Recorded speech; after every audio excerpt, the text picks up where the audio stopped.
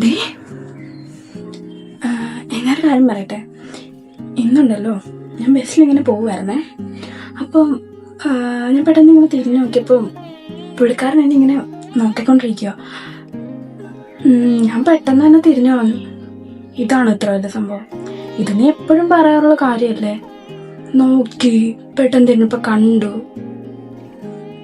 അര സെക്കൻഡ് നോട്ടാ നീ 24 മണിക്കൂർ എന്തോ വലിയ കാര്യമായിട്ട് പറയുന്നത്. നിനക്ക് വേറെ ഒരു പണിയില്ലേ?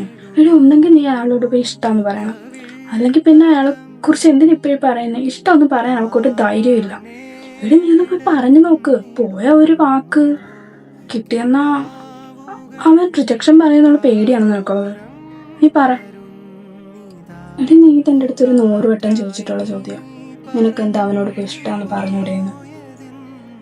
അതിപ്പോൾ നിനക്ക് പറഞ്ഞ് മനസ്സിലാക്കുമെന്നൊന്നും അറിയില്ല. വൺ സൈഡായിട്ട് ഒരാളെ സ്നേഹിച്ചാൽ മാത്രമേ അത് മനസ്സിലാകത്തുള്ളൂ. ഇപ്പം ഞാൻ അവനെ ചെന്ന് ഇഷ്ടമെന്ന് പറഞ്ഞാലും അവൻ്റെ മറുപടി എന്താണെന്നൊന്നും എനിക്ക് പറയാൻ പറ്റില്ല. പിന്നെ ഇപ്പം എനിക്ക് അയാളോട് ഒരു ഇഷ്ടം തോന്നുന്നുണ്ട്. ചിലപ്പോൾ ഞങ്ങൾ കമ്മിറ്റഡ് ആയി കഴിഞ്ഞെന്നാലോ, ഞാൻ കരുതിയതുപോലെ ഒരു ഇഷ്ടം അയാൾക്ക് എനിക്ക് തരാൻ കഴിഞ്ഞില്ലെങ്കിലോ. ഇങ്ങനെ തന്നെ അത് പോട്ടെ.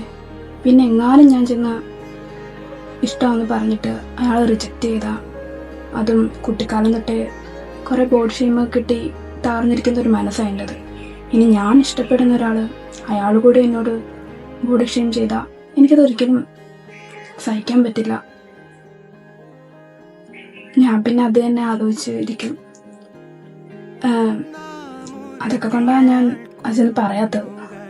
ഇതിങ്ങനെ തന്നെ പോട്ടെ. എനിക്കിങ്ങനെ സന്തോഷിക്കാൻ വേണ്ടിയിട്ട് കുറച്ച് കാര്യങ്ങളൊക്കെ മതി.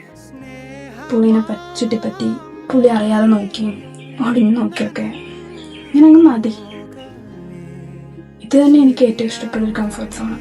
അയാൾ അറിയാതെ അയാളെ പ്രണയിച്ചാൽ മതി. എനിക്ക് ഇന്ന് ഇഷ്ടമെന്ന് പറഞ്ഞാലും എനിക്ക് പഴയതുപോലെ അയാളെ മുമ്പിച്ച് നിൽക്കാനോ ഇതേപോലെയൊക്കെ അറിയാതെ കൂടി നോക്കാനോ എനിക്ക് പറ്റിയെന്ന് വരില്ല. പുള്ളിക്കും അങ്ങനെയൊക്കെ തോന്നത്തുള്ളൂ. ഇത് തന്നെ മതി. വെറുതെ എന്തിനാ?